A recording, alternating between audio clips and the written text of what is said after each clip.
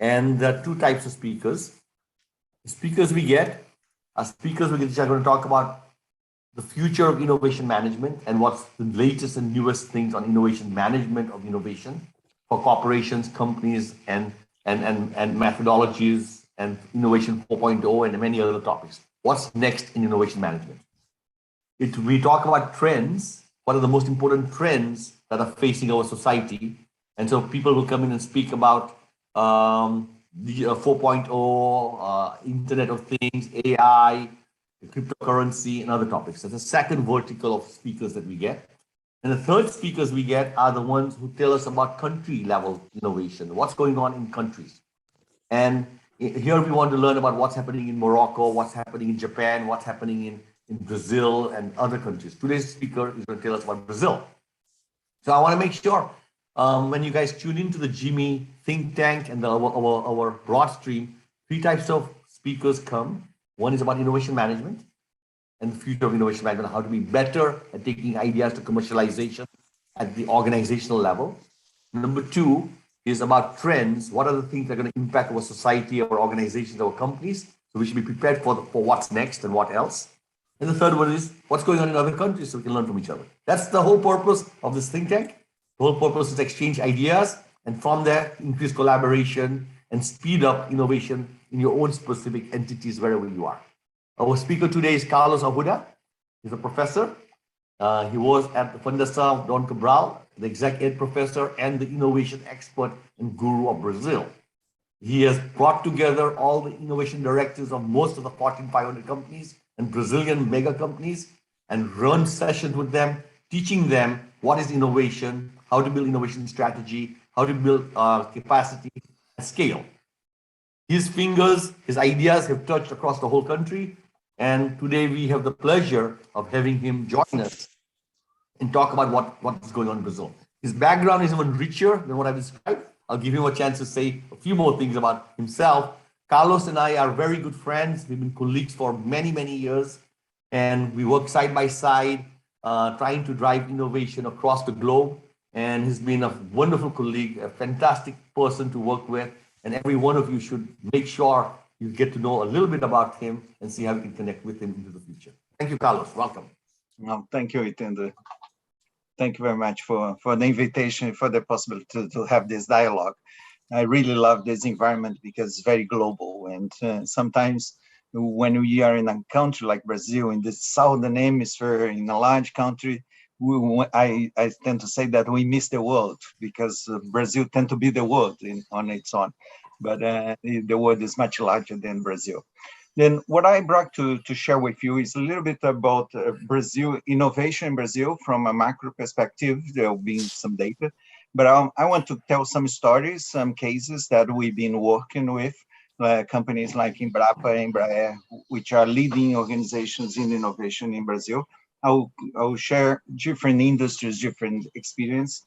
But I want to spend more time talking when taking advantage of this group and the knowledge that exists in the group to share with you what we have learned since early 2000 when with colleagues, we created a similar initiative to GIMI Institute, which was a center for exchange of experience among the executives in charge of innovation in their corporation. I started this center in 2002. And we've been running since then. We meet every 2 months and we exchange experiences and knowledge community with large companies, mid-sized companies, academics, and startup corporations and people from the government. And it's a very interesting, and we learned that innovation changes with time. And that's what I want to dialogue to talk to you. Let me share you my screen. Let me know if it's working. Okay, can you see it? Yes, thank you. I'm going to use a database for talking about Brazil, which is the GIMI Index, the Global Innovation Index. It's the WIPO, or International Organization of Intellectual Property Organization Initiative, with academics from Cornell, INSEAD, and others.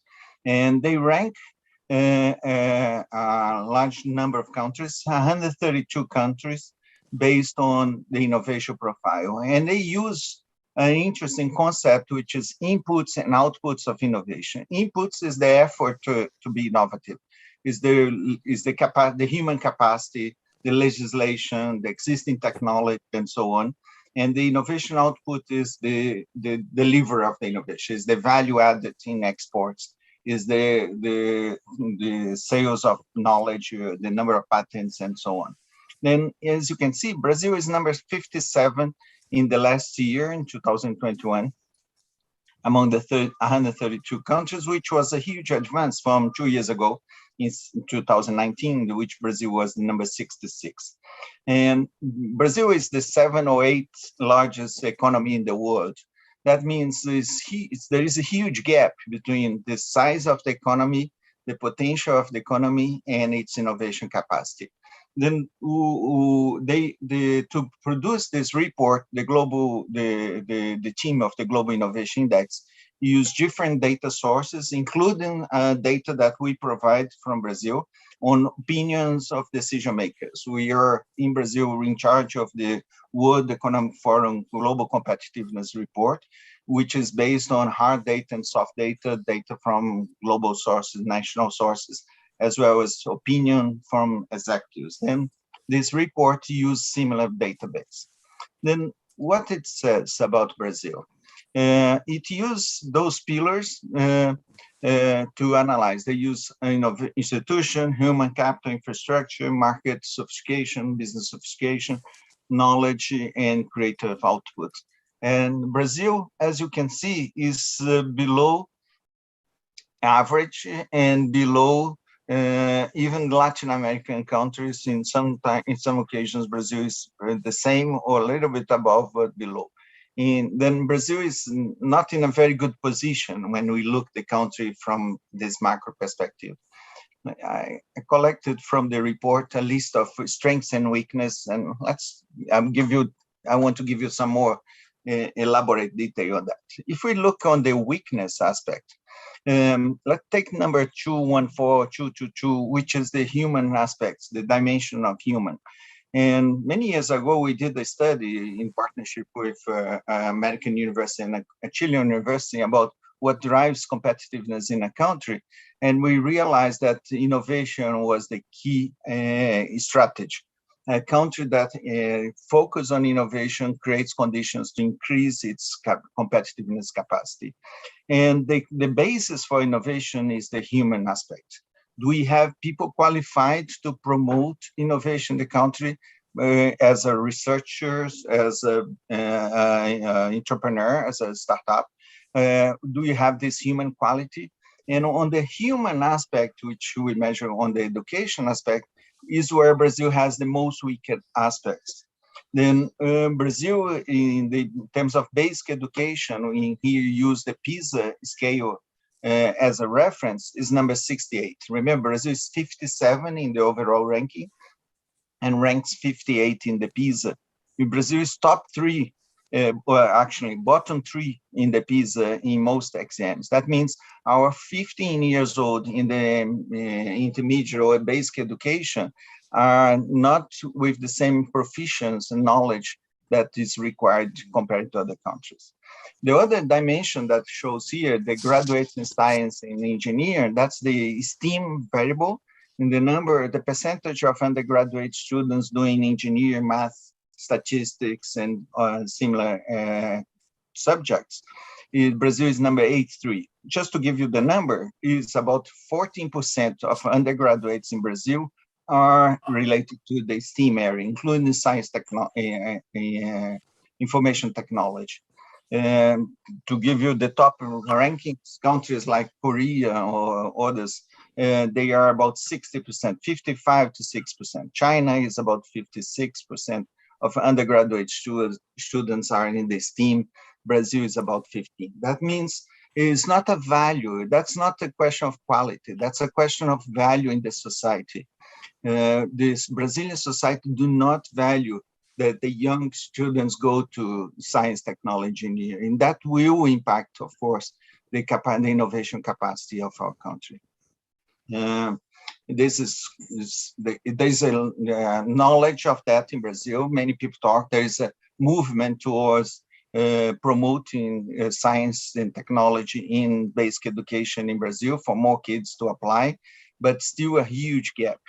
And not necessary to say the quality of universities. There is no Brazilian university among the top 100 universities at the time higher education rankings. And there's one or two Brazilian universities among the top 150.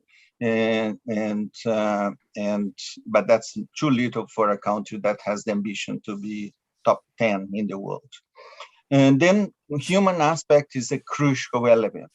And there is another element that isn't there, is the brain drain.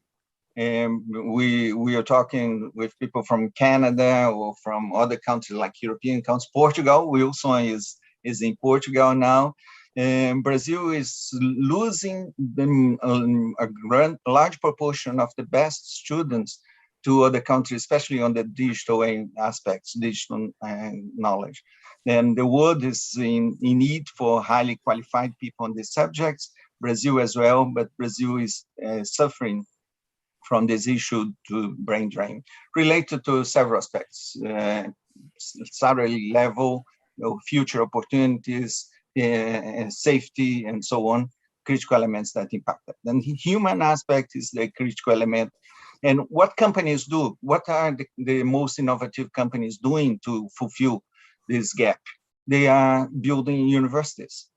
All large corporations in Brazil, from Petrobras to Embraer, the airplane company I'm going to talk about, and others, they provide complementary education to the professionals, engineers and non-engineers.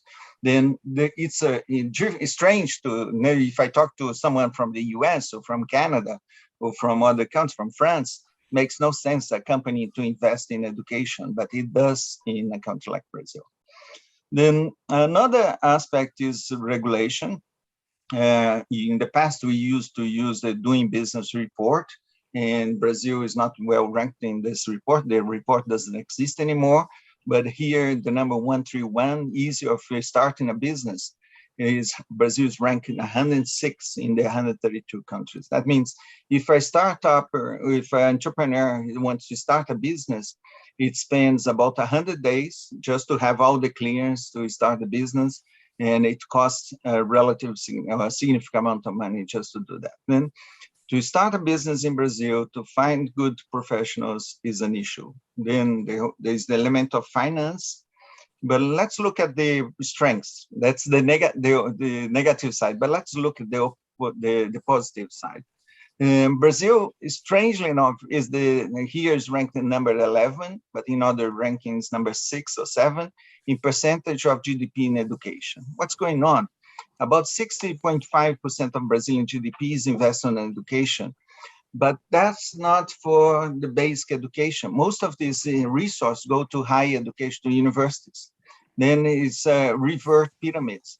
We have more resources going to a small number of highly qualified academics, and lower resource going to the basic of the education. That means you create a minority with high quality or potential quality public education, and when the majority have a weak basic education. And there is a dysfunctionality here. And the agenda of education in Brazil is not inclusion, is quality at all levels. Another dimension that Brazil is positive is number 5.3, is knowledge absorption. And that's very good on, especially talking about the digital area, the industry 4.0. Companies, this is a value. This is not a metric indicator. This is a perception. But companies and society is open for transference of knowledge. And there's a lot of cooperation going on among companies, Brazilian and non-Brazilian companies. Together goes high tech of import as percent of trade. That means Brazil are open to use technology that has been developed elsewhere. Then we see there is a balance. The strength is values. The strength is size of the economy. The strength is opportunity. see the domestic market scale is number 8. Brazil is a large country with huge potential. There is a market for innovation in Brazil. There is openings for new ideas. There is opportunities, but the weak aspect are the human aspect, the regulation aspect, and probably the cost of capital in Brazil is tend to be high. Then what's the consequence of that? The consequence of that is that there's a lot of many, it's a large country, then the average is always tend to be negative. But let's look at the positive side. This picture shows production of agricultural commodities in Brazil. The first row of tractors are collecting, probably soybean. The second row is seeding, probably beans or corn or at the same time. The weather in Brazil provides that. We have a climate that have rain at the right time and land with the high quality. What has happened, what this company Embrapa, which is a public-owned institution, is a research and innovation organization for agriculture. What they did, first they invest many years, about 20 years, on qualifying professionals in agriculture, focused not on the agriculture as it's used in Europe or in North America, but agriculture in tropical countries. That means we don't have how many? 5 inches of snow, 1 foot of snow. Then there's no need to leave the land without production because the weather is good all year round. Then this is different, and the technology for that is different. Then what Embrapa did was for many years use all the resource they have to qualify people. And they create different centers for research and development innovation on different aspects of agriculture. For instance, Embrapa, together with the most relevant companies in the pulp industry in Brazil, paper and pulp industry in Brazil, were able to develop a variety of eucalyptus tree that grows in Brazil in 5 years. It takes 5 years for a tree to go from a small seed to a mature tree that you can cut and produce paper and pulp. That means Brazil is the largest producer in the world based on this research that took about 5 years in a partnership between Embrapa and major players in the industry and major universities. And it's a collaboration initiative called Genoliptus Project. And today, as we speak, Brazil is the largest producer of eucalyptus-based pulp and paper in the world. Just for comparison, in Finland or in Canada, a tree to grow from seed to mature takes about 50 years, or 30 to 50 years. In Brazil, this variety of eucalyptus, which is not native of Brazil, is native from Australia, but is based on research. They develop a variety, not genetically modified, but with selection of seeds and combination of varieties that grows in 5 years. And more than that, they learned that if you combine the forest with other production, like corn or even meat with cows, they increase the productivity of the forest and of the agricultural meat production. Then they develop also on this process. Then here we see Embrapa develop a combination of technology, process, and variety of seeds and so on. Today, Brazil is one of the largest, probably the second or the first largest producers of several commodities like soybean, corn, meat, and others around the world, thanks to this organization called Embrapa. Here, Tendra, sometimes listen to you and to Ron about vision. This was based on vision. And 2 or 3 young Brazilians realized that Brazil, as a large country, could not be a net importer of food. And they were able to sell this dream to the government at the time. And the government agreed with them. They have the support of some American organizations, actually a Nobel Prize on agriculture. And together they create this organization. It's really interesting to see how it went from vision to reality and to economy. Today, agriculture represents the largest percentage of the Brazilian GDP. I used to call it high-tech agriculture. We see several new startups coming now using drones, using GPS, using artificial intelligence to increase even more the productivity of agriculture. That's a huge innovation for Brazil. Another example, and a company that we work very close for many, many years in our community of practice, the community of innovation, it's Embraer. Embraer is Brazilian. Brazil is the third or the fourth, depending on China, the third or the fourth largest producer for commercial airplanes and business airplane in the world. And Embraer does a lot.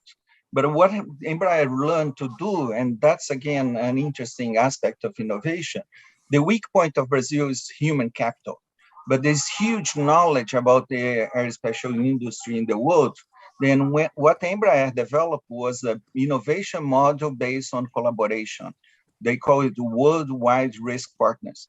They come with the idea of a product like this airplane, the E195, which probably many of you get from US, for instance. American Eagle and United Express use this plane. Air Canada use it. In Europe, several European airline companies use this plane. They got the idea of the plane, which is a large, it's a smaller plane than the Boeing 737, but more efficient in terms of consumption of fuel. And they said, we don't have enough knowledge to create this product. Then they invited companies around the world as a joint venture on a win-win base to develop together. They create a product center in Brazil, in São José dos Campos, and together they create from idea to product, and they share the profits. Not Embraer paying to the partners to develop the initiative, but collaborating with them on that. Then it's the strengths of Embraer, the collaboration aspects. Now they develop a military plane, large size military plane with the same concept. They have some small executive planes using the similar concept and so on. And one thing interesting about Embraer started by a group of young military people from the Air Force. And as a military, you know that people are very oriented towards intelligence, to obtain information. And one secret of Embraer innovation capacity is the intelligence. They collect daily data from our airplanes, airlines in the world, and they analyze the tendencies for market behavior and so on. Then they teach our engineers, our salespeople, our representatives to listen to the market. Then it's a very market-oriented type of initiative. It's not technology-based, it's market-driven. And they are very proud of that. In Portuguese, we say that instead of training people to talk, they train people to listen. And listening innovation is an important element because you learn, you don't know, and that differentiates Embraer. They've been part of our community since the beginning with very successful exchange of experience. I don't know what time do I have, Itendra? Do I have a few more minutes? You do. Because I have more examples, but I want to go to my last slide first, and then I can come back. Okay. I have two other examples, one on the consumer industry, that's cosmetics. Remember, Brazil is a tropical country. People like to be beautiful. And this company, Natura, developed based on the national local flora. But I'll come back to this point. And this is Banco Itaú, a finance organization, a very innovative finance organization in Brazil. Brazil had the long history of high inflation about 1,000. And that made, because of the cost of the money, make the finance industry very innovative in Brazil. There are some very special procedures in finance that we don't see in other countries. We can come back to it. But let me talk about my last slide and my learning, what I have learned throughout these 20 years of studying innovation in Brazil. Well, first is that innovation changed. When we created our center in 2000, most people talk about innovation as research and development, going to the labs and patents and protecting knowledge and so on. Very little about collaboration, very little about and open innovation, almost nothing. 70% of what companies call in Brazil innovation is continuous improvement. I use the word Kaizen here just to symbolize it, but it's doing better what we already know, but improving every day. Either by including technology on this, like, I add artificial intelligence, I add procedures and so on, or just by reviewing process, but it's strongly on doing better what we do. And that represents probably 70% of our investments in innovation in Brazil. In about 2005, we saw the growth of cooperation with startups. The open innovation became a fashion in Brazil around 2005. I'd say that the author who created the concept of Shersbo, who created the concept of open, he probably spent more time in Brazil at this time than in the US where he lives. But there was a lot of collaboration, cooperation, bringing startups to help to solve my problems, or bringing startups to help me to develop new products and so on. But many of those initiatives did not succeed as they expected, because the capacity of the startups to scale up to a large corporation what they need was beyond its capacity. What we saw is the increase, and it's still very relevant, the issue of collaboration with startup, but it's a huge gap between what you are intending, proposing to do, your capacity to implement. The scale up of a startup is probably the main constraint for this kind of innovation. In about 2015, we did our first study with a group of companies led by Siemens on digitalization, Industry 4.0. And this became the fashion. Everybody was talking about adding digital data analytics, artificial intelligence, and so on different aspects of the commercial part, of the production part, of even the finance and human resource part of the business. Then innovation was very much strongly influenced by digitalization. In terms of the open innovation, what we saw is, let me go back one slide here, or two slides, is that this, I don't know, many of you probably heard about Banco Itaú is the largest private bank in Brazil, not largest in the world, but large in Brazil, the largest in Brazil. And Banco Itaú realized that its capacity to innovate in the fintech, in the finance area, was limited due to its own human resource capacity. And they created this center they call Cubo. Cubo is a building in São Paulo where they have floors on specific industries. Then they have a floor for edtechs, they have a floor for fintechs, they have a floor for agriculture techs, agtechs, and so on and so forth. Then Cubo became the source of relationship. We are talking about 100 so startups in the same building, collaborating with Cubo and other companies, not just with Itaú and other companies, not just Itaú. But this kind of innovation hub became very strong. The second largest bank, Bradesco, did the same. The largest mining company did the same. The largest health pharmaceutical company did the same. Everybody started creating its own hub of innovation. And I can share with you, I was on the board of several of them. There's a construction hub, mining company hub, finance sector hub, and so on in different cities, in different parts. Again, the same constraint, high potential, not so much, a lot of difficulties in scaling up the startups.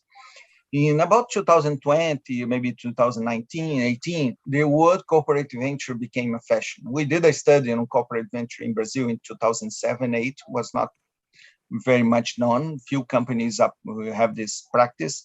But now it becomes a fashion. All large corporations, Brazilian multinational companies like ArcelorMittal, IBM, Unilever, Embraer, everybody has a fund for investing in startups in Brazil, and they're very selective. And the results have not come yet.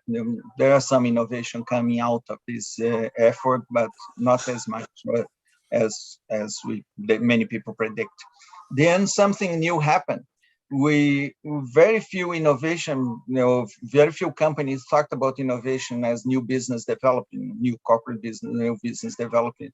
Then this became a boom now. Everybody's talking about diversifying the main activity by creating new business and do it internally. In the few years before was I would invest, I would buy a company, and this is still an important part of it, but more and more companies are saying, no, I'm going to bring people to help me start new business. I'm not just a business on the food industry, or like there's a famous case on agriculture. I'm not only a business on agriculture, I'm also a business on information technology on agriculture. Then I brought a group of people and we start up this a new company, and that may in the future grows bigger than my original company. And that's a fashion today. That's very powerful. A lots of difficulty to understand how to make decisions at the board level, how you make decision of invest on innovation that creates a new business, how you deal with the human resource aspect.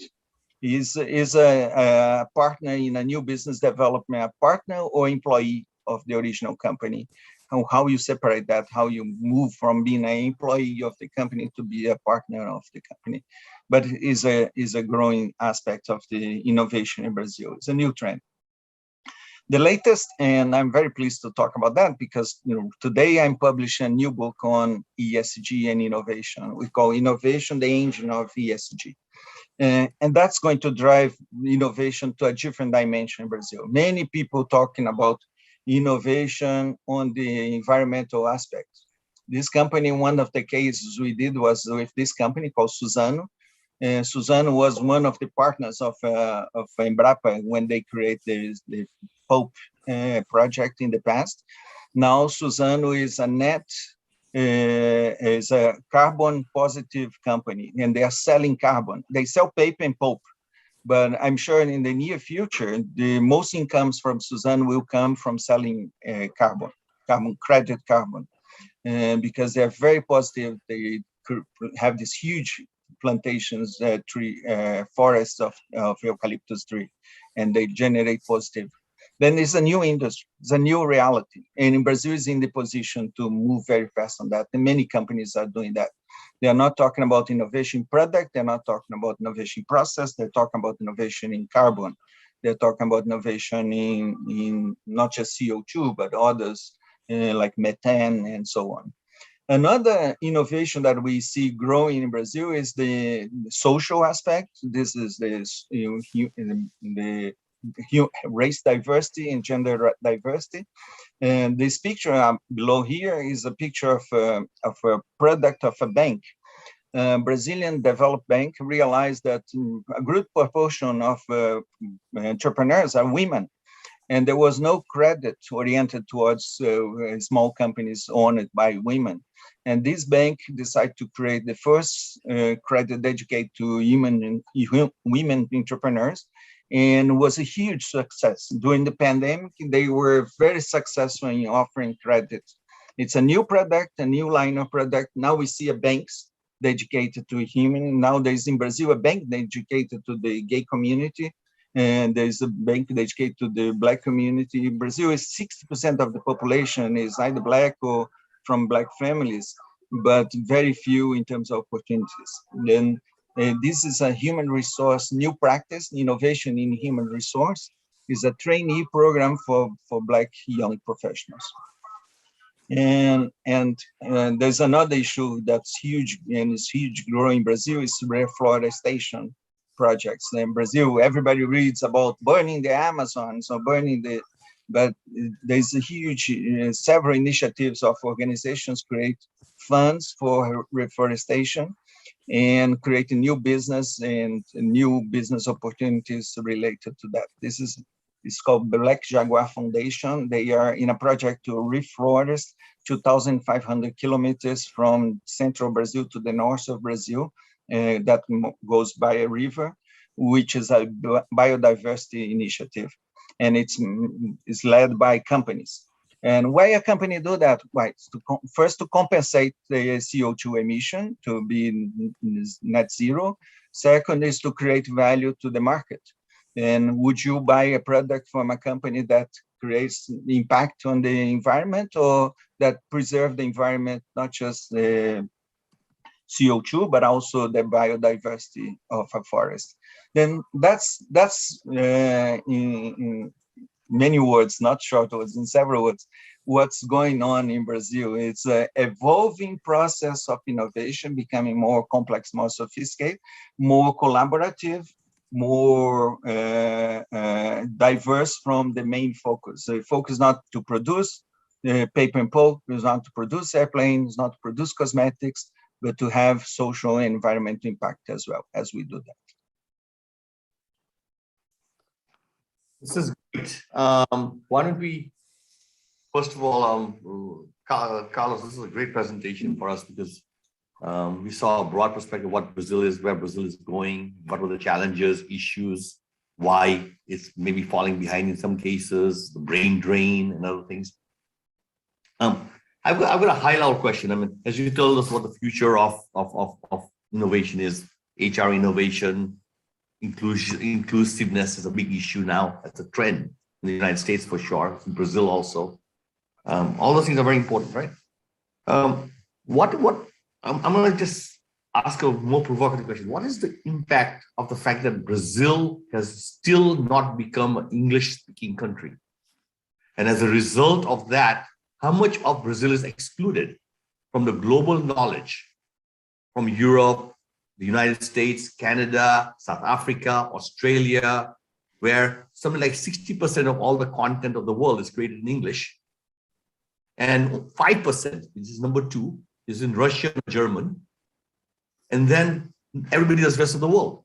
And so if you don't speak English, what is the impact on Brazil, on English and its success and its ability to be a top 5 country, which it should be? In does. Yeah, I totally agree. I think there's huge impact in different aspects, and the aspect of opportunities for Brazilian companies to position and to sell its products and service abroad.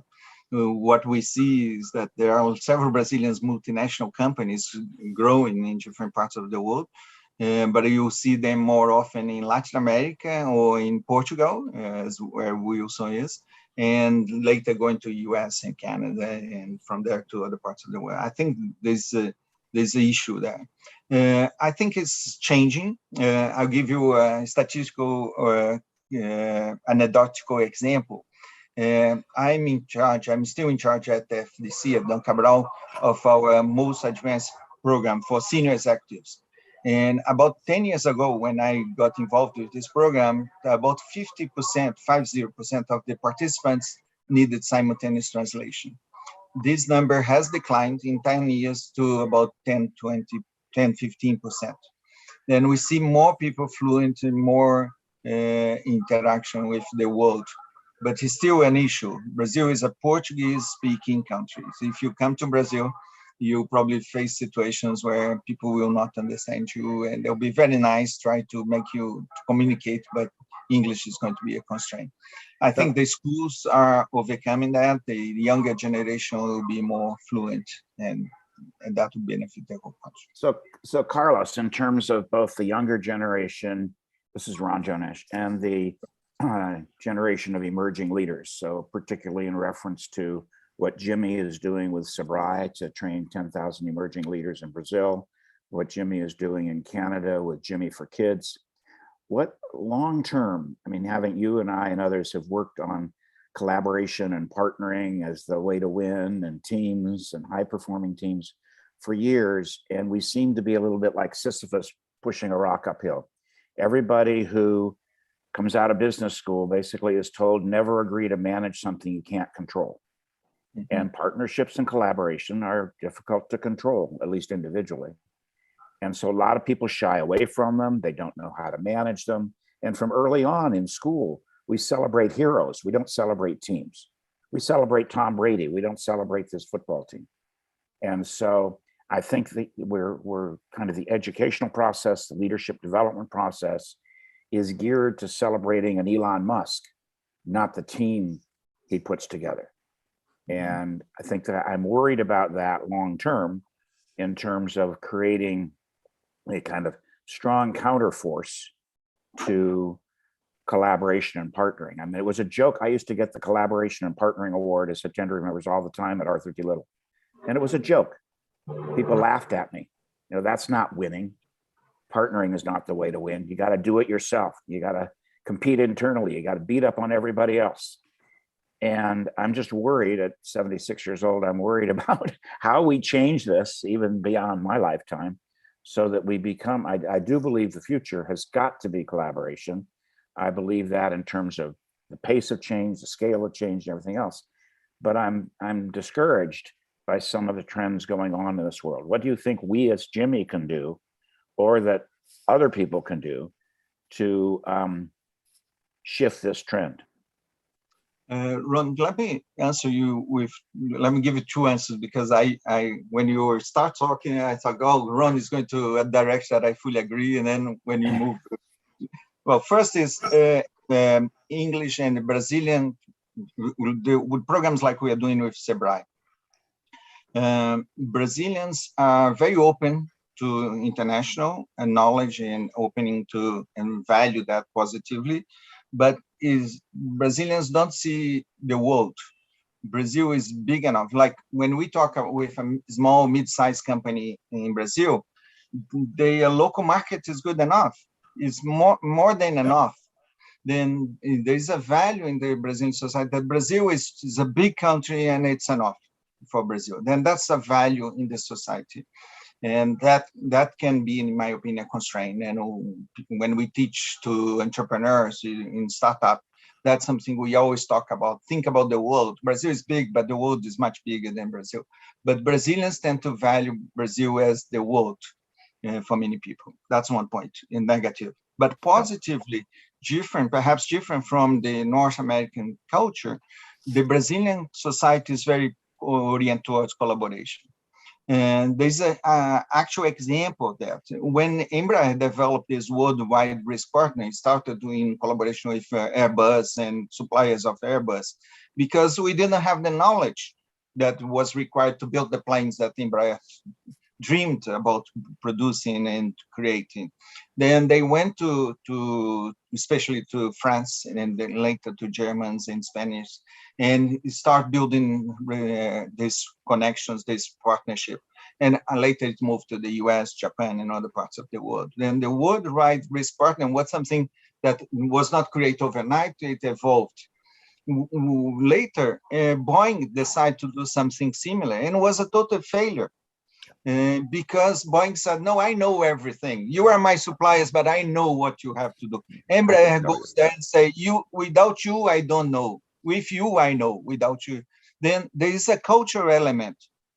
And it's interesting, even Latin American, we have other Latin American countries that are not as oriented towards collaboration. And so, but we did a study on this not invented risk, not invented here risk syndrome, and the most Brazilian companies, they are open for ideas from outside, and they are open for collaboration, they're open for partnership. Then I think in a culture like in the Brazilian culture, collaboration is a priority, and we have to be careful not to talk about the champions and talk more about the team, as you said, and I fully agree with you. Maybe in North American culture, we have to show the values and the benefits of working in collaboration more, emphasize it more than in Latin America or in Brazil, at least, especially.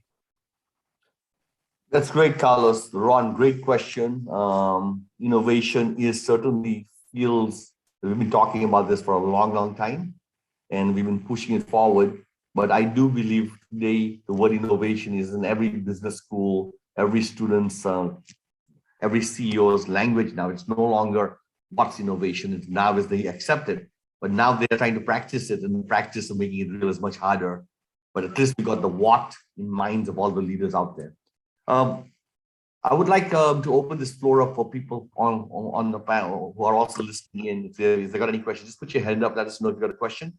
I've got another question, which is in general, again, it's going to go, it's a combination of English, it's a combination of immigration and everything else. United States played a fantastic role in being able to be the melting pot of all the smart people around the world to come to the US and somehow assimilate. It may not have been a melting pot, maybe it was a salad bowl.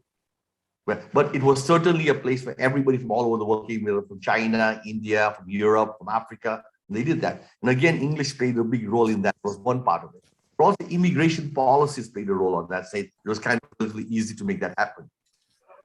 And then inside there was the ease of doing business, which is start a company. Just starting a company in the United States is not a painful process, and the taxes are relatively simple. The best country's example is Singapore.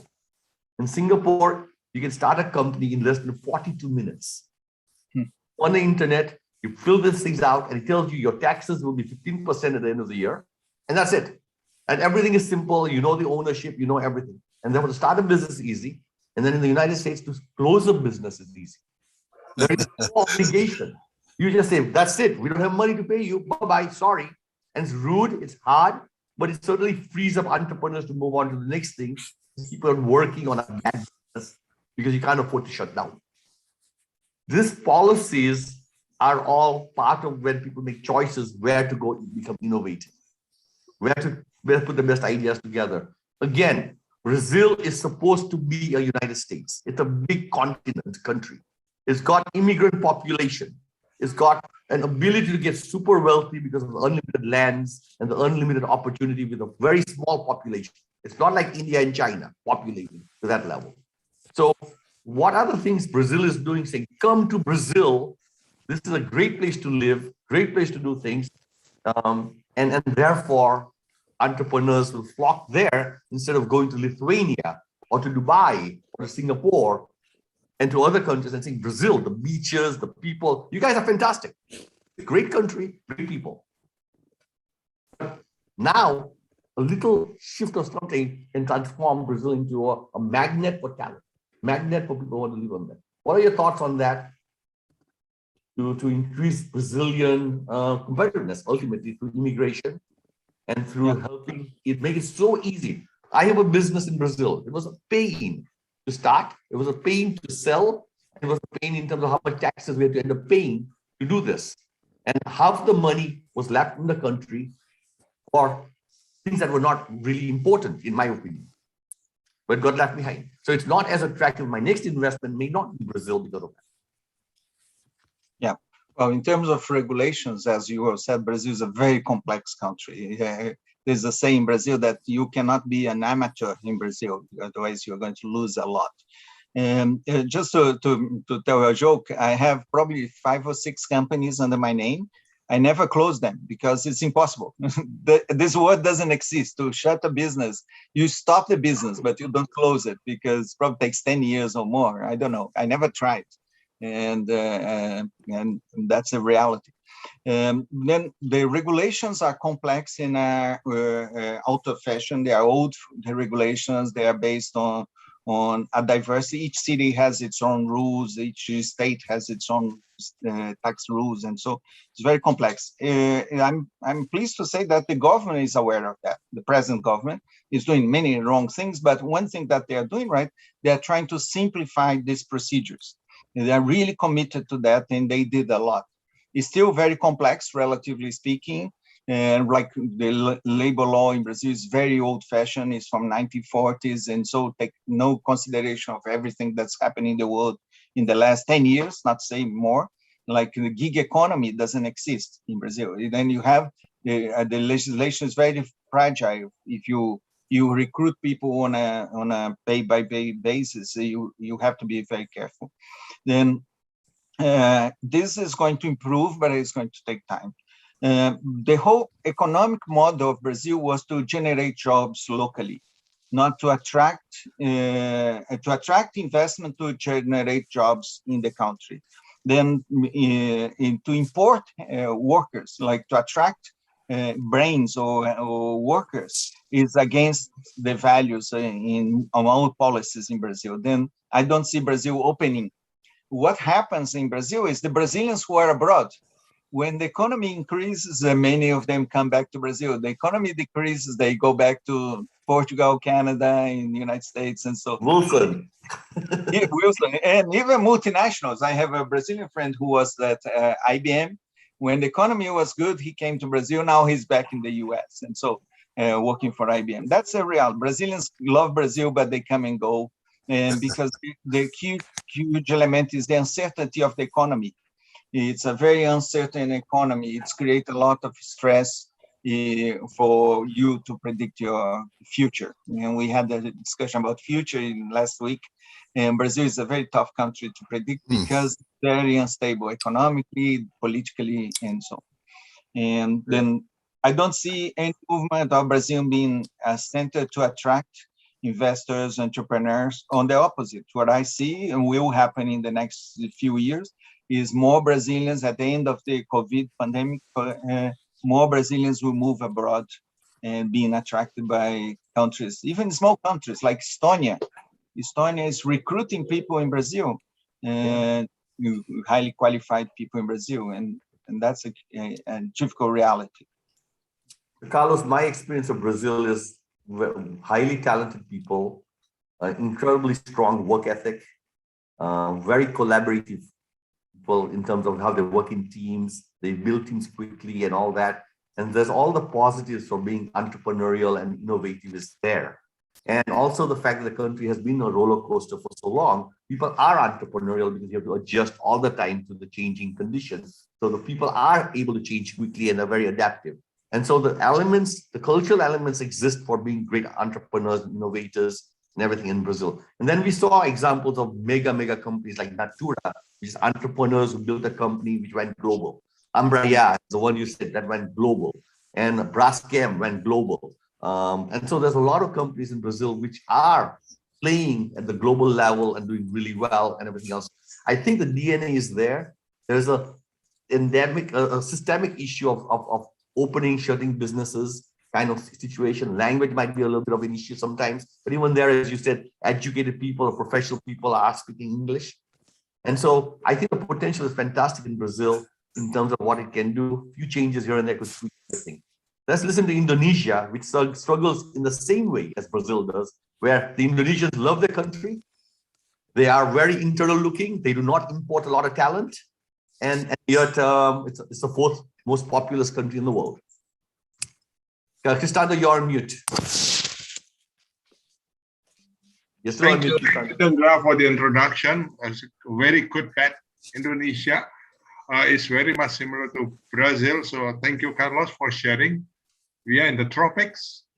We have biodiversity as much as Brazil, if we include the ocean. But you do a little bit better in doing innovation for some industries. Like we are also making planes, but you are not as successful like Embraer. And at the end of the day, we buy Embraer for our airlines, right? And we also manufacture cars, not as good as you. We exploit forests, but we do a lot of deforestation. So I think we need to learn from you a bit. And the Global Innovation Index, we are in the order of 80, 85, and you're in the 60. You are a bit better off than us. So let me ask very focused questions. Our problem, I think, is and challenge like this. This year, we started to consolidate our national research and innovation initiative because 80 to 85% of our brain are civil servants. So 85% of the budget for research and innovations come from the government, which is not healthy. But that's the real fact that the brain, my biggest brain content is in the civil servants.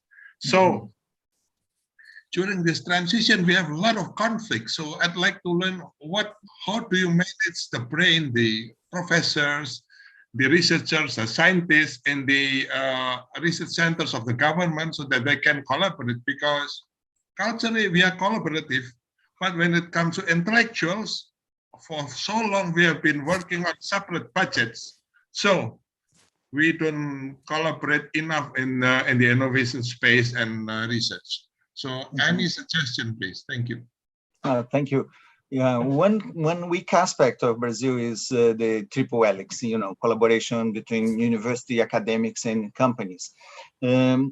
Companies attract researchers and people with technical knowledge based on salary. The salary at the universities in Brazil much lower than industry, what the industry pays. The most research institutions in Brazil are public owned, that means public universities, and they give some benefits of stability in the job, but they pay lower salaries. Then the key element is the level of salary. Embraer probably pays double the salary a professor would get from the university. Then it's the dream to go to Embraer, not to the university. But that's not good, because the idea would be to have collaboration. What in Brazil, 50% of the budget on innovation is government controlled, which I agree with you is no good. In the US and other countries like South Korea and so, it's about 1 to 2. 20. Yeah. For each $1 in the private sector, two one from the public sector, two from the private. But we see this proportion changing in Brazil. There's more and more investment coming from the private sector to innovation. And what's going on in terms of collaboration with the academic, with the universities, is that the government is reducing the budget for research and development at the university level. And I'm on the board of a local federal university, and they are saying, oh, now we never have to collaborate with the companies because the companies have the money. And it's happening. It's amazing how it's happening. Like there's a new center, will be in the future, I'll probably talk about it because it's very advanced. There's a new artificial intelligence center on health, oriented towards health, which was sponsored by 50% companies and 30% government and 20% investors, investment funds looking for startups and so on.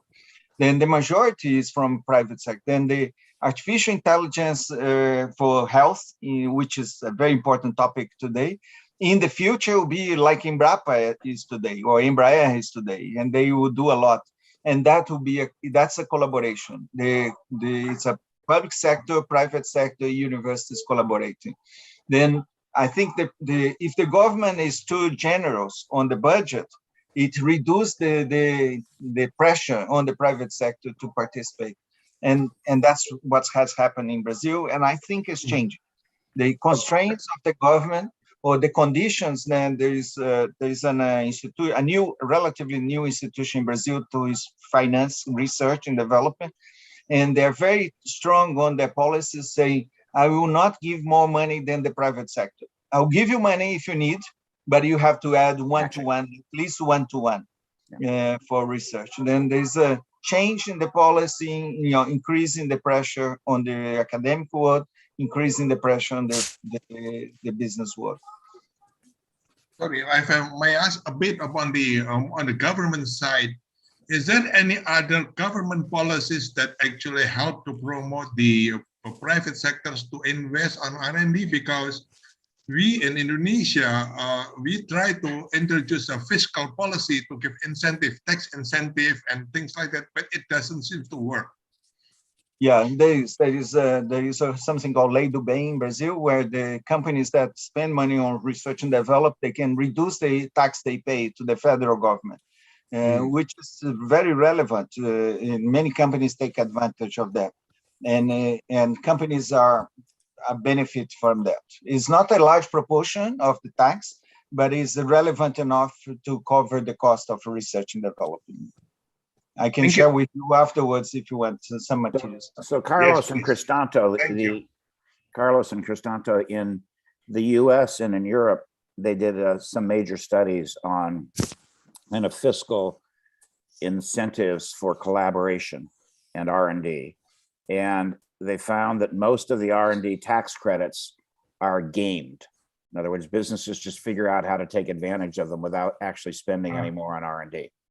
On the other hand, matching grants, which is the way the US went about 25 years ago, had an incredible influence because you had to it was not only matching funds, you had to collaborate. So I believe that, I mean, the culture was more receptive because universities had been closer to businesses. But I think the matching grant kind of programs in different parts of the world are something that can tremendously impact both funding for innovation and R&D, but also collaboration between government and academia and business.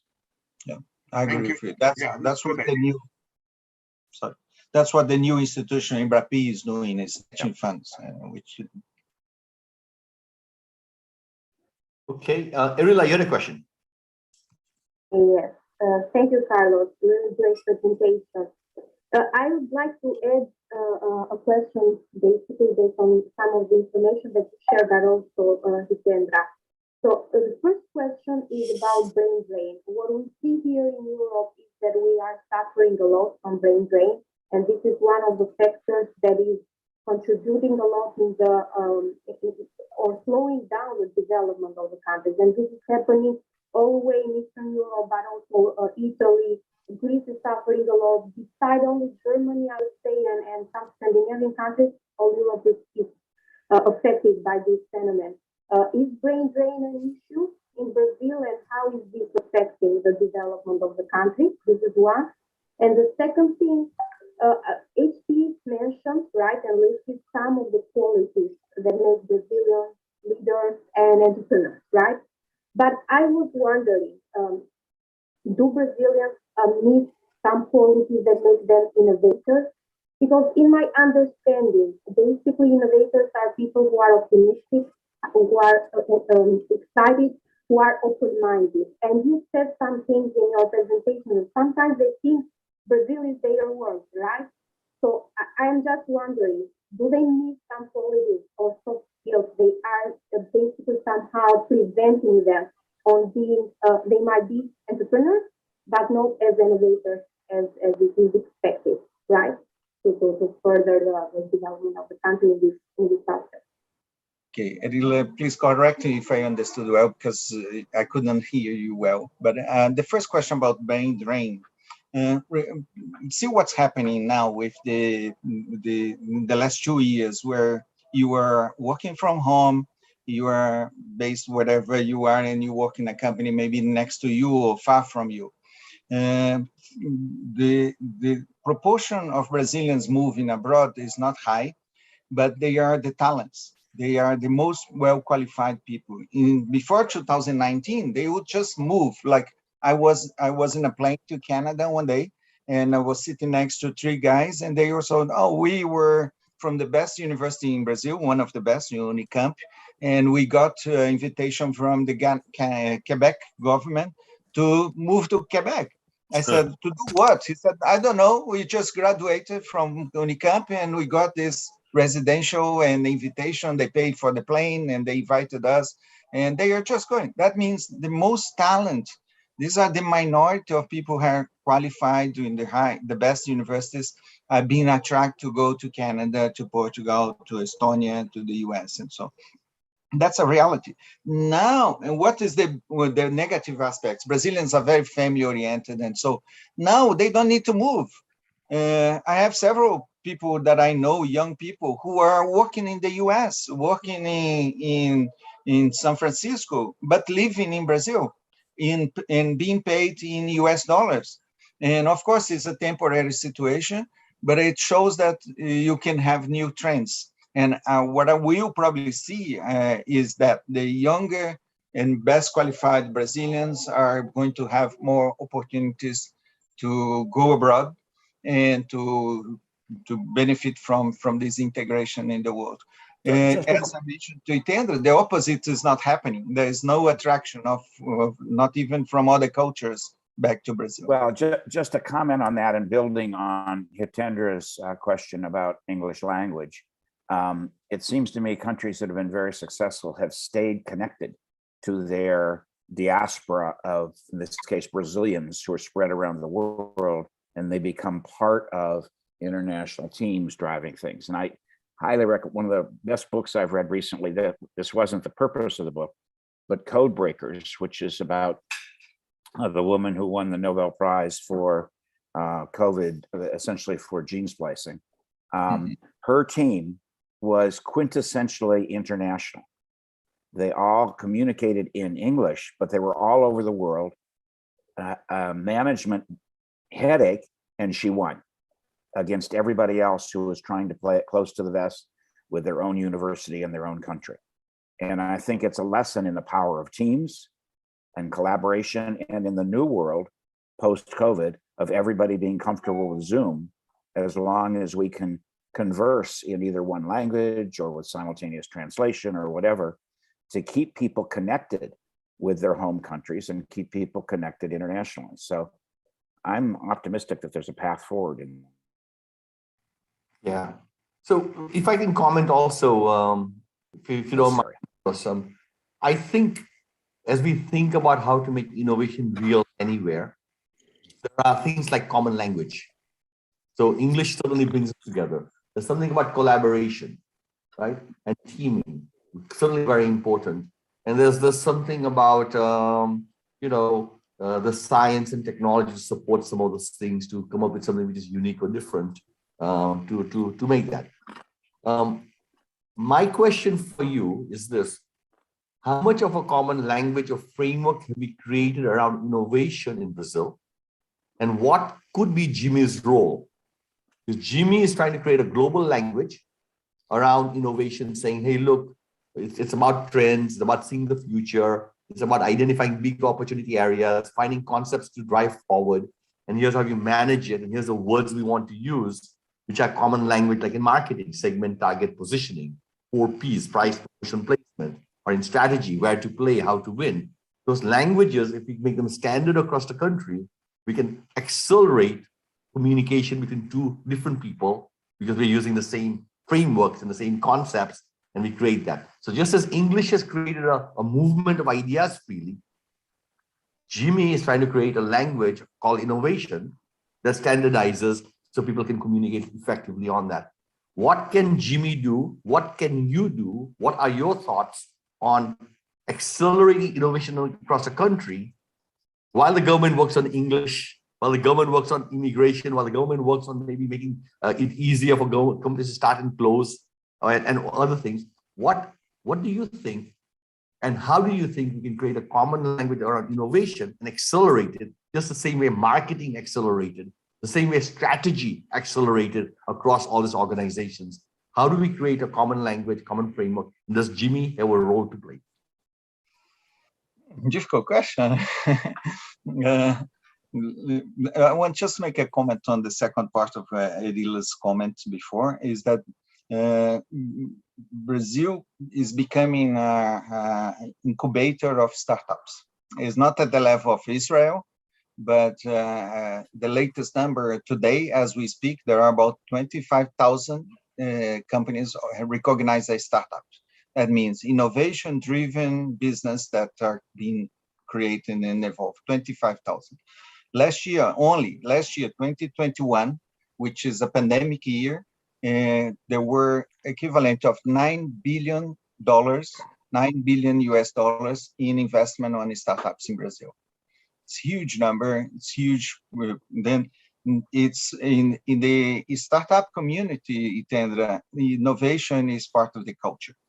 If you go to any large university or research institution, the culture is there. I think what we can do as IXL and as a community is to disseminate these values, the culture. The way I see innovation in companies, in corporation in Brazil, as you probably noticed on my last diagram there, is that for many companies, innovation is solution of existing problems. Sometimes problems that are there for many years, like one good proportion of the steel industry in Brazil is based on recycling of metals.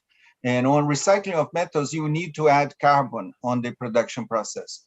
And they burn trees to produce the carbon. It's not mineral carbon. In Brazil, we don't have the minerals to do that. Then you burn, you create coal of the tree. And these are very fragile.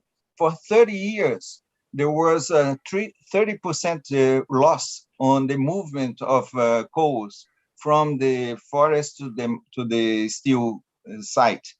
And huge problem, they now develop a solution. There's innovation there. It's reduced to 10%, 12% loss. And that means there was a problem. There was some people who were looking for solution, and they innovate. They are changing the industry. The industry gained productivity in a huge proportion due to that, and that's innovation. That's problem-based innovation. Another type of innovation we see most commonly is client-driven innovation. Your client requires new things, new treatments, like the doctors. We cannot go to a doctor, then the doctor comes to you on telemedicine. And telemedicine is growing, is becoming, and we are going to do more things. We're going to do our clinical exams from home when we use our toilet.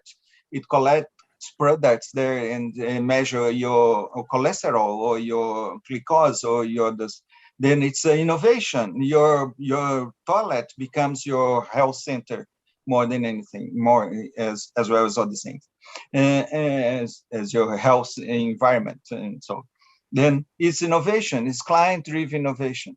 The other innovation that you talk about is the future. Can I anticipate futures? I think that's where we could act.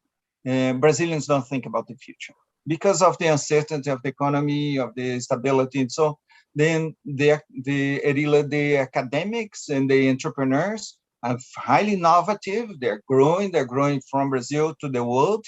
We will see more and more startups from Brazil becoming well-known outside Brazil in large proportion, I believe, in the near future. But that's not reality for the mid-sized companies or even large-sized companies. Then if we help the business community to create a perception of future and to say, how can I not just react to the market or solve problems, but also create new futures? The vision aspect that you and Ronan talk about, I think that's the element. The process of innovation, how to move from there, I think is well known and well established in Brazil, but the culture of innovation is not here. In terms of innovation as a future-oriented, not as a past-oriented or problem-based. No, very good, Carlos. That's a great explanation.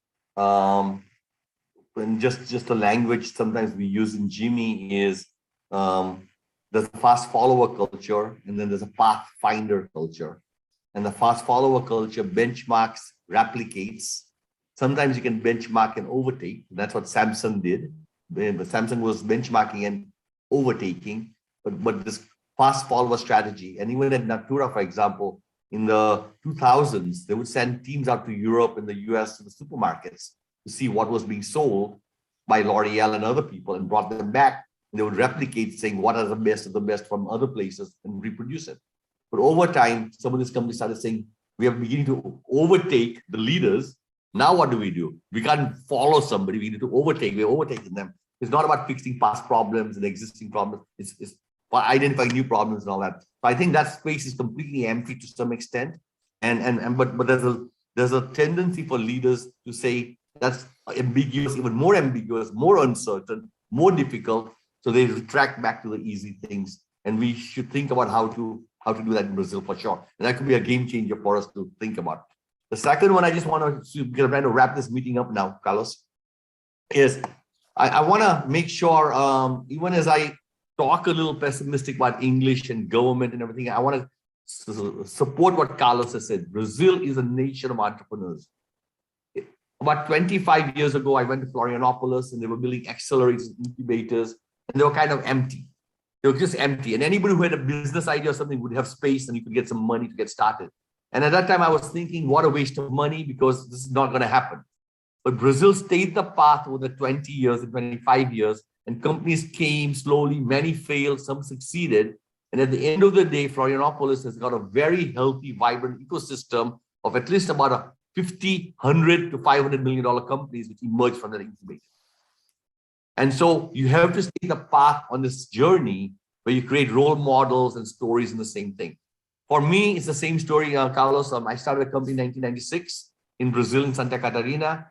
And it took us a long time, but at some point we had Accenture buy the company. And so there is not only you can start a company, you can also exit out of the economy, and you can make good money doing all of those things. So Brazil has got the talent. Brazil has the market, the local market.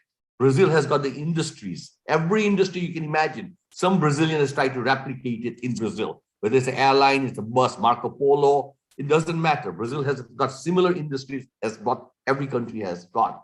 And there's a value chain, there's a supply base and everything else. And you could feed the Brazilian economy by focusing on the Brazilian market, right? But our objective as GIMI is to help these guys even become more innovative. I think we've got two things to think about, Carlos. Number one, future. What's next? Not what are our current problems? What's next? What else? That's time to make that a big thing for GIMI for Brazil, perhaps. And the other part of this thing over here is we are doing a program, and Carlos is leading it. So Carlos didn't mention that, but Carlos will be driving this program in Brazil with 2,000 leaders, small businesses, medium-sized business CEOs. And those CEOs, what we are trying to do is plant in their minds, not about competing for the present, but competing for the future. And how do you create that mindset to be able to do that? And if you get 2,000 people trained, and only 10% of them actually embrace this, you can move the economy in great leaps and bounds. In the United States, it's not thousands of entrepreneurs who are making the big thing. It's one Mark Zuckerberg. It's one Elon Musk. There are 10, 20, 30, 40 very great individuals who we talk about all the time. Behind them are all of us who are saying, I would like to be that guy. And now it creates a pool of the next generation. So we need role models. So Carlos, maybe I'll give you some last words to wrap this thing up. But thank you very much for a great, insightful presentation. It's clear to us that your knowledge is deep. It's wide. You've seen everything. And it could be fun to have a beer with you anytime, anywhere to talk about all this stuff for hours. Hopefully, yes, on the beach somewhere in Brazil. Thank you. It's been a pleasure. That we should do that. Organize a GIMI meeting in somewhere in Brazil. Yeah, I think if we end, when we talk about the future, it's impossible to think about the future without considering the social and the environmental aspects of this conversation. When we help the business community to think about innovation, we have to give room for what I call intentionality. Intentionality is to think that my company could have impact on the biodiversity. My company can have impact on reducing inequality among gender inequality or any other issue. And I think if we give room to that, it creates a new dimension. It's not just profits or not just personal benefit, but I may be naive on that, but I really strongly think that people are looking for more inspiration in terms of innovation based on having real impact. Being a Natura or being a Vale, a mining company, or being a finance company, what is the impact that we can have? Then if we add this to our innovation agenda, I think we are differentiate. Very few people are talking about that. And I think the future innovation and impact will become close together. Thank you very much for you all who spent this hour and a half together. And we hope to listen more. I would love to learn more from Indonesia, from Portugal, from Canada, from other parts of the world as well. Thank you. Thanks a lot, Carlos. And for everybody who's listening in, Carlos has been an active member of GIMI, and he is the thought leader and the expert of innovation in Brazil. So we're very pleased. It was a pleasure and honor to have you on this particular think tank meeting. Thank you, Carlos. Thank you, Ethan. Thank you all. Hitendra, sorry. I just want to